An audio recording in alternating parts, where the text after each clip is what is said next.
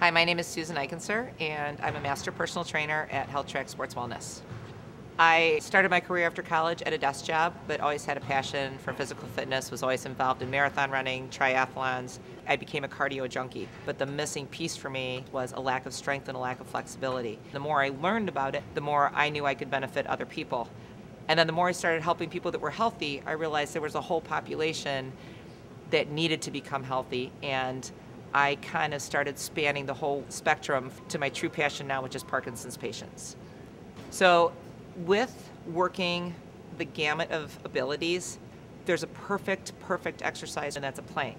So the first thing we're working on at a plank is military position. You know, shoulders back, tummy in tight.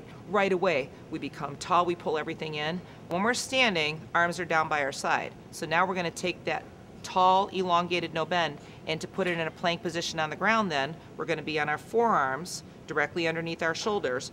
So we're going to be braced in this position. Everything's still nice and firm, but the forearms are what's going to be holding our position in place, along with our tummy. Every tummy muscle is going to be engaged, all the obliques, inner thighs, quads, glutes, calves. There's very few muscles that are not engaged when you do a plank position. What I like about a plank is it's isometric, right? So we're not moving in any plane of motion. We're engaging everything.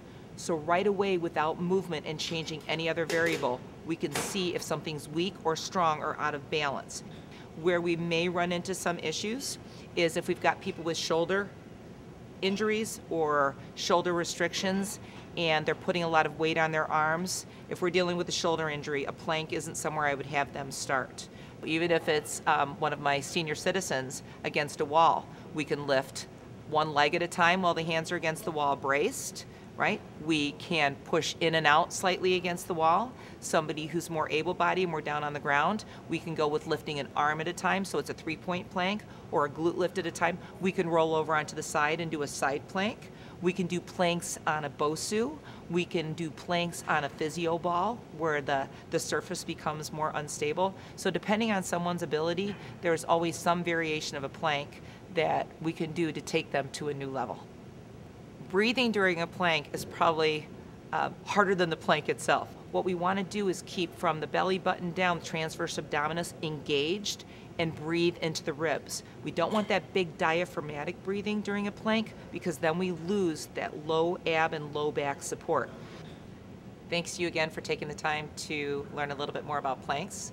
If you need an idea of a variation, feel free to ask me. Otherwise, I look forward to seeing you on the fitness floor.